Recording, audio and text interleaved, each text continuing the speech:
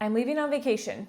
Or maybe I just am not gonna bake for several weeks and I don't want my sourdough starter to get so sad and weak that when I come back that I have to do tons of work to wake it back up, or worse yet, that it would die. Now, friend, your sourdough starter is not gonna die with you being gone or not baking with it for a couple weeks.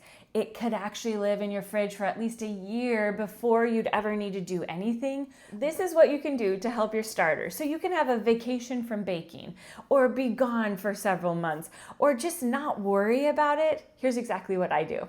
To start, grab your scale, get your starter jar, and you can see I've been using mine and it isn't like it's been scraped totally clean, but there's really not a whole lot down there left. But here's the cool thing. Sourdough starter is so strong. You don't have to have a ton of starter in order for it to stay strong while you are gone or taking this vacation from baking. So I'm just pushing all the little remnants and bits down to the bottom of my jar. I'm gonna set that on my scale, turn my scale on so that we get to our grams. And what I did is I went and got my heartiest flour. And right now I have this 100% stone ground whole wheat.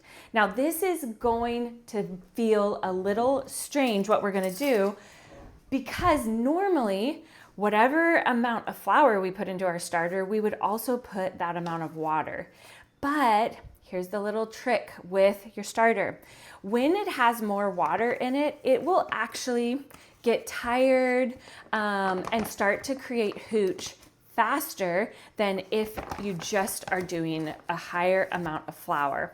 So what we're gonna do is I am going to put 20 grams of this flour in and only about 5 grams of water, just enough so that it can get mixed up. This higher amount, let's get to our 20 grams here. This higher amount of flour in there is going to give our wild sourdough yeast more to munch on while we are gone having a little vacation from baking. And your sourdough starter is not going to know if you went to Hawaii, the Bahamas, or you just decided I need a break from you. So I'm mixing in that flour and you can see, look, it's real dry. The cool thing is that as this starter sits together, it's going to produce its own moisture. It's just like if you've let yours sit for a while and it started to form hooch, that liquid that forms on the top, that's a byproduct of that wild yeast munching away on the flour. Now I want that flour to get mixed in together, so I'm gonna put 5 grams in and let's see. Okay, I got to 8, that's okay. We just want enough water that we can get all of this mixed up. It's going to be very thick.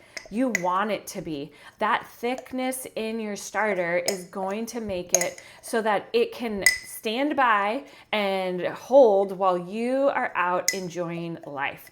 And that's the beauty of sourdough. It doesn't need to completely control your whole schedule. If you on a regular basis are like, I actually only want to bake once a month, then I suggest that you actually have a thicker starter like this, real thick. Let it be thick like that when you put it back into the fridge. And when we come back in a couple weeks to a month, it will have thinned out just a bit and it will be ready for us to take a portion out and feed it and do some baking. Now, the cool thing with having your starter thicker like this is that it really should only take 1 or 2 feedings and we will be ready to bake with this after it's been resting for several weeks. This thick starter makes it stronger so that it can sit and wait for us. Now, there's plenty of space in my jar for this to grow, and it will grow, but I still am not going to put my lid on super tight. I want there to be a little bit of airflow so that any gases that are produced by that wild yeast, they can escape out of there. When you come back to your starter after you've been on vacation from baking, it might be a little bit dry in there. That's okay. Remember, we put way more flour than water in there. So when we come back, I will put a little water in there so that I can reconstitute it. I basically need to rehydrate it. Then we'll take a little portion of it out, feed it, and we will be ready to bake again. So have the most amazing vacation. And when you come back, come hang out with us. We'll be ready to bake with you. All of the sourdough goodness is over on our channel, but go enjoy that vacation. Enjoy that time away from cleaning up the messes, worrying about your starter, all of that goodness. Go soak in the goodness of life.